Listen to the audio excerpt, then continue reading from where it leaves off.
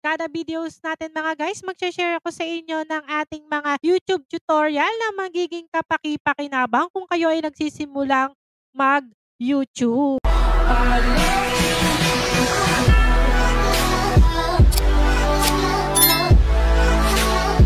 Ayan, for today's video ang ating tatalakayin, ano nga ba ang tinatawag nila na audio copyright claim o mas kilala na natin na CPR. Tutulungan ko kayo na hinay-hinayin ano nga ba nagagawa ng CPR sa ating channel. Ang copyright claim, bibigyan ko kayo ng isang maliit na preview ng ating CPR. Ang copyright claim ay maaaring ma-restrict or ma-disable ang inyong mga content.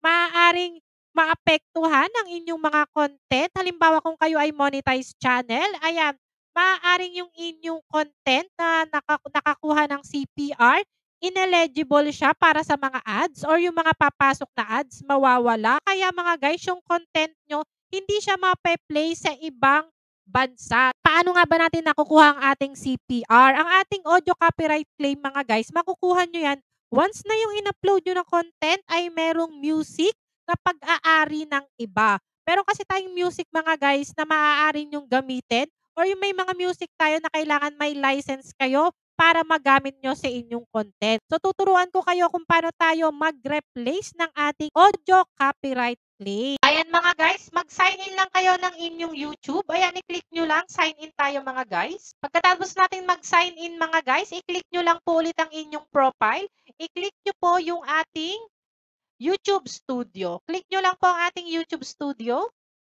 Pagka-click na ating YouTube Studio mga guys, makikita nyo na po ang ating dashboard. Ayan, pagka-click natin ng ating YouTube Studio, mapupunta na agad tayo dito sa ating dashboard. So kung mapapansin nyo mga guys, dito pa lang sa dashboard, makikita nyo na kung meron na agad kayong CPR. Ayan, dito nakikita yung mga notifications natin mga guys. So lahat ng CPR matic makikita mo dito sa notification. Makikita mo important notification video cannot be monetized. So, i-click mo lang yan, view options. Tapos, ayan, mapupunta na po kayo dito. Ayan o, waiting for checks to complete. This process might be take a while. Ibig sabihin nito mga guys, hindi pa tapos yung checking ng CPR ng content na to. Pero dito pa lang makikita nyo na yung CPR nyo. So, makikita nyo itong 3 dots. I-click nyo lang yung 3 dots mga guys.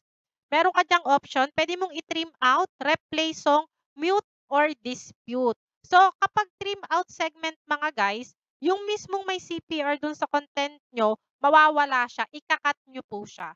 Kung replay song, papalitan nyo po siya ng kanta. Kung mute naman mga guys, halimbawa doon sa isang content mo, meron dong 1 minuto na merong CPR, mami-mute po yun, wala silang maririnig. So, parang video lang siya na nagpe-play. Kapag dispute naman mga guys, ito yung wag na wag yung i-click. Kinilik mo tong dispute mga guys, ibig sabihin inilalaban mo pa yung CPR mo. So parang feeling mo mali yung decision ni YouTube. Kung feeling mo naman meron kang license na gamitin yung music na yun, i-click mo yung dispute. Pero para sa akin mga guys, never mo pong i-click yung dispute. Maliban na lang kung original song mo siya mga guys, ikaw ang nag-compose, ikaw ang kumanta, as in ikaw talaga dun sa music na yon, pwede mong i-dispute. Pero I advise mga guys, dito tayo sa replace song. So, click lang yung 3 dots, click replace song. Matik mapupunta na kayo dito mga guys sa board kung saan pwede nyo pong i-replace song. So, makikita nyo, meron siyang red. Ibig sabihin, yan po yung meron tayong CPR. So, dito sa ating replace song, pwede kayong mamili dito sa search or filter library. Pwedeng track, title, genre, mood, artist name, duration. So, kung gusto nyo genre mga guys, mamimili kayo dyan. Alternate, ambient, children's. So, maganda siya mga guys. So, pwede kayong mamili dito.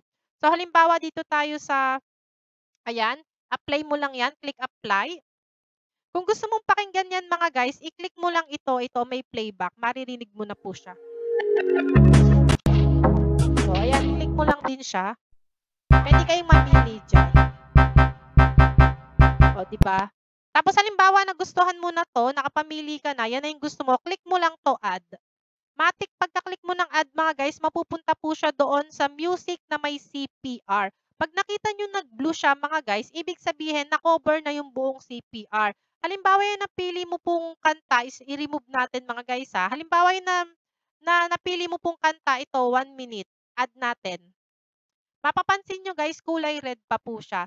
Ibig sabihin mga guys, hindi niya na-cover yung buong CPR mo. So, palitan mo po yung song, hanap ka po nung mako-cover yung buong CPR mo. Click add, yun, napansin niyo guys, blue siya, tapos ito nag-gray. Ibig sabihin po, na-cover niya yung buong minuto ng CPR mo. So, click mo lang po save. Ganun lang kadali mga guys, click save. Nagte-take po ito ng puwedeng 30 minutes, 1 hour, o hanggang sa 24 hours, depende po sa laki ng CPR niyo. Gaya nito guys, ang haba niya, oh. So, dito ako sa 17 minutes. So, makakapamili naman kayo dito ng duration, click mo 17 minutes. Ayun, oh, na-cover po yung haba ng CPR po. Click save ulit siya, ganun lang kadali guys mag-replay. So, kung mapapansin niyo kapag inilagay niyo unavailable while video is processing. Ibig sabihin mga guys, nire-replace na yung CPR mo, pwede ito mong balikan after ilang hours, okay na. So kung nagustuhan mo itong ating tutorial, napakadaling tutorial natin kung paano mag-CPR, napakadaling nating tutorial kung paano ba mag-replace, mag-remove, mag-mute ng inyong mga CPR. Kung nagustuhan mo to mga guys, paki-like, subscribe, at syempre i-hit mo na lang ang ating bell all para lagi kang updated sa ating mga free YouTube tutorial. At syempre kung may magustuhan ka pa na itanong, ayan, puwede kang mag-comment down below kung may hindi ka naiintindihan sa ating tutorial para naman matalakayin ulit natin 'yan sa susunod nating video. Ayan, once again, maraming maraming salamat everyone. Bye-bye.